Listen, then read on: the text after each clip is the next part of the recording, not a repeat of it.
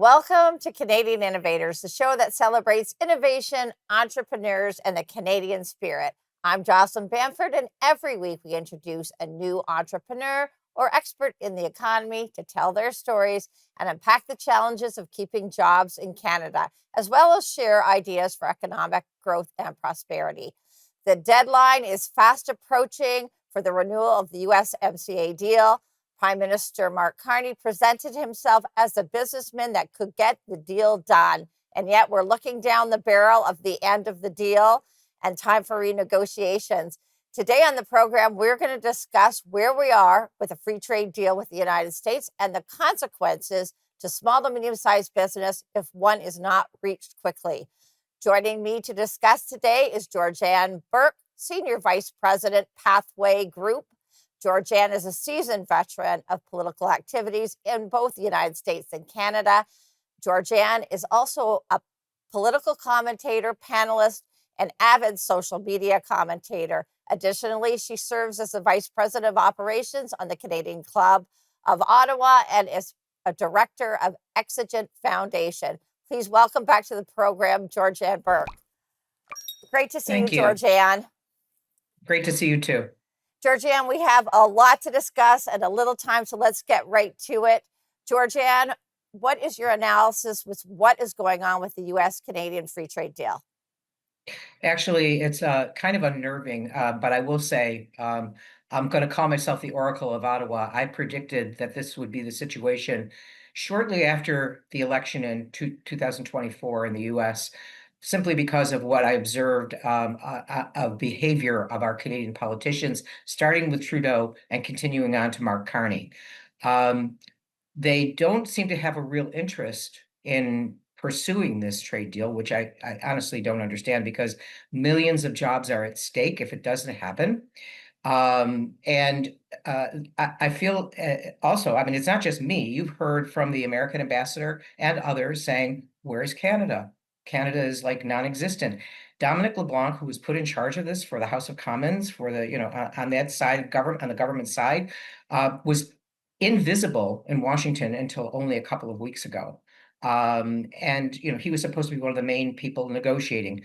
They finally appointed some kind of a committee, which I never really understand the point of that.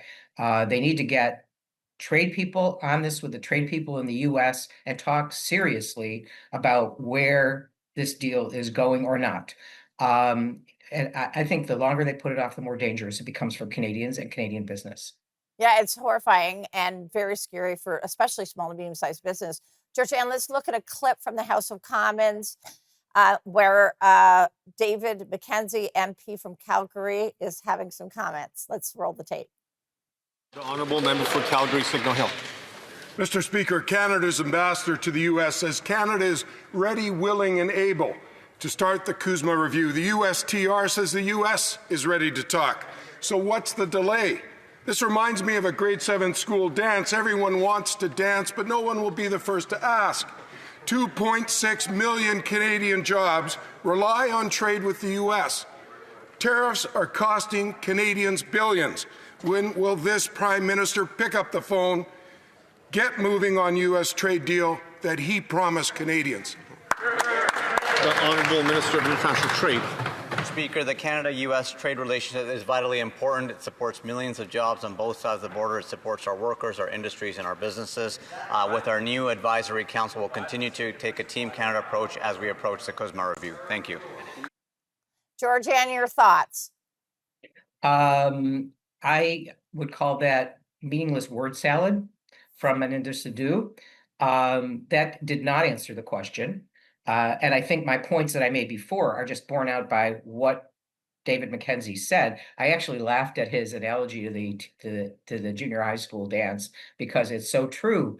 All they have to do is say, we're ready to sit down and have the serious discussion. Nobody has to give in to anything. All they have to do is say, we're willing to talk and show some willingness on both sides to negotiate, to compromise, to make a deal.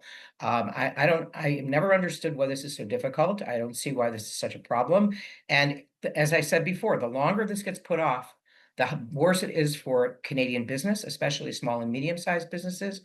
I worry for the future of Canadian business when there's no commitment to get this done. Yep, we're going to take a quick break. More with Georganne Burke. You're watching Canadian Innovators. Don't go away. Welcome back. I'm Jocelyn Bamford. My guest today is Georganne Burke, Senior Vice President, Pathway Group. Georganne, let's talk about the impact on tariffs and the lack of a trade deal on the Canadian mold making industry. What is the situation for them? So first of all, I think it's important for people to know how they fit into the picture in small and medium-sized businesses, which is largely what they are. It's a highly skilled trade that employs around 60,000 direct people in Canada, largely Ontario and Quebec, although there are mold makers across the country. Those are the direct jobs. There are about 130,000 indirect jobs. So if the deal cannot be made to help these guys with their tariff problem, that's the loss that we are going to have because they will not be able to stay in business in Canada. Now, why do I say this? I spoke at length with a number of the people from the mold makers business over the last while, and I learned one really key factor, which I think is something that most people don't know. They operate on very thin margins. They have very big dollar items, but their margins are only around 5%. When you create tariffs that eat up that margin and then some, how do you stay in business? You have to make a decision. I can't ship my product, or I can't produce it altogether and I just have to get out of business. Or I have to move my business to the United States, which is, Jocelyn, as you know, is not an easy thing. There's a process involved in opening even a subsidiary of the business in the United States. You can't just plunk your employees down in the US without going through a process. So the options are limited for this industry if the US and Canada do not get down to dealing with their tariff problem. What is their tariff problem? Well, they were left out of the Section 232 exemptions in April. It was a mistake that the US made, and it has been brought to their attention in the US, and we're hoping that's going to be reversed. But they have a long-term problem, and this is the long-term problem, and I'm sure you'll be stunned.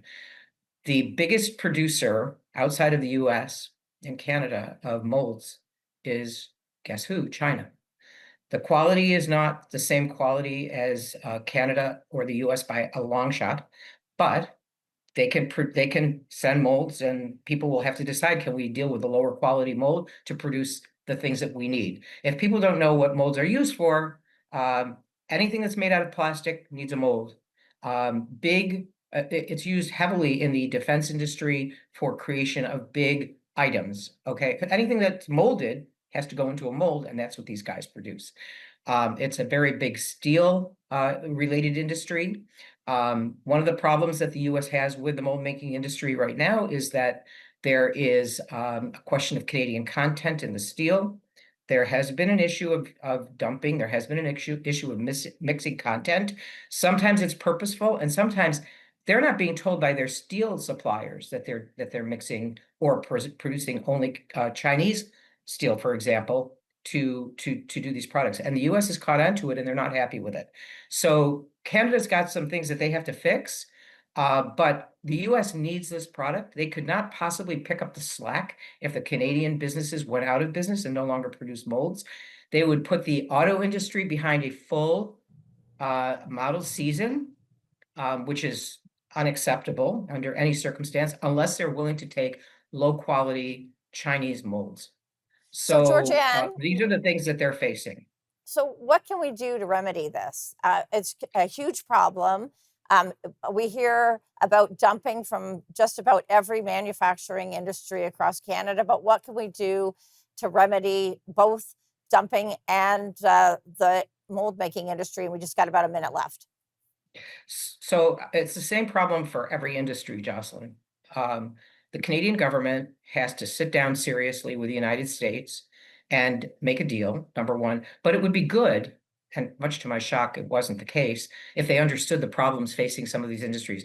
I don't believe that the Canadian government understands what the mold makers are going through. You can tell by the deal they offered them a few weeks ago of loans to pay their tariffs. But loans have interest and have to get paid back, and that therefore affects your credit when you actually go to a bank to go and try to get something that's going to increase the capacity of your business or whatever. This is not a solution. Throwing money at the problem is not a solution. The Canadian government actually has to work with the US to get this tariff issue fixed, and to get the issue around who supplies the United States. Do they prefer Canada to supply the United States, or would they prefer to deal with China? I know the answer, if they're aware in the US, is Canada, but Canada's not making that case for its own people.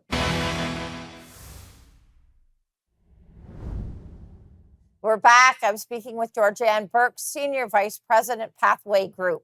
Georgianne, let's talk about something that a lot of Canadians don't know about. You and I briefly talked the other day about opportunities in the graphene industry in Canada. First, what is graphene? So graphene is a component of the critical mineral graphite, which I'm sure most people have heard of. And it actually is a one atom thick layer of carbon atoms arranged in a two-dimensional lattice. This is all very scientific, and I'm just telling you what I've been told. I'm not a scientist, but I do know this, that graphene, when it is produced, can be used to provide strength in building materials. It is a great conductor of electricity, very cost-effective and a very efficient conductor of electricity. It allows for optical transparency. It is impermeable. And the real world applications are endless. We've only just begun to understand this, and it is going to be used, and it is used right now for energy storage. So all the green people out there should be wanting to see more graphene produced, high quality graphene. So here's the problem. There's high quality graphene that is produced in Canada and the US. It's a very expensive process to do it, but it is done. There's also graphene being produced, guess where? China. The quality, and by the way, somewhere around 95% of the graphene produced in the world comes from China, but the quality is not good enough for most of the uses that we need. And also, of course, there's a security issue because graphene is used in many areas in defense and security. So we have an opportunity here to produce a secure, safe, and high quality product, which we have an industry in Canada. There are a number of companies that already are in this business. They're, I would say, in the small, medium size of business. There are some in the US. They actually need to move ahead and expand their businesses. I don't know if the Canadian government is even aware of this, if they've even made any efforts to help these companies develop their business. It is a huge potential for them. Now, here's the scary thing. The person who developed the most high quality process for graphene is a man named Andre Geim, who is a professor from Europe. He has recently been hired and moved to Hong Kong University to continue his work there. So I don't know, maybe it's just me being suspicious, but I doubt it. I think the Chinese have understood that the quality of their graphene is not good enough, and they need somebody there who is an expert to help them up their game. The US and Canada better get on the stick, get their rears in gear, as they say, and start to make this industry more viable. And the business people in the business, they're very knowledgeable. It's a high skilled business, once again, much like the mold makers, high skilled people, good paying jobs. We should be supporting businesses like this that provide secure, safe, top quality products. So let's talk about what the graphene opportunity looks like in Canada, and what would you do to develop that industry? So right now, the graphene market is at about $1 billion a year. It could go to 4.6 billion in 5 years. So that is a huge increase in business. So it's a growth rate of 26.7% per year. That's potential. How do you tap into this? Well, okay, so as I said, the government, if they're looking for a way to be supportive, would be to encourage these businesses through perhaps expansion grants or loans. That would make some sense. Work with the US to encourage them to buy Canadian graphene because it is high quality. They can't make enough in the US. Between the two of them together, they can increase their capacity if they're working together. And what they both should be doing on both sides of the border is figuring out how they can increase the capacity of this industry.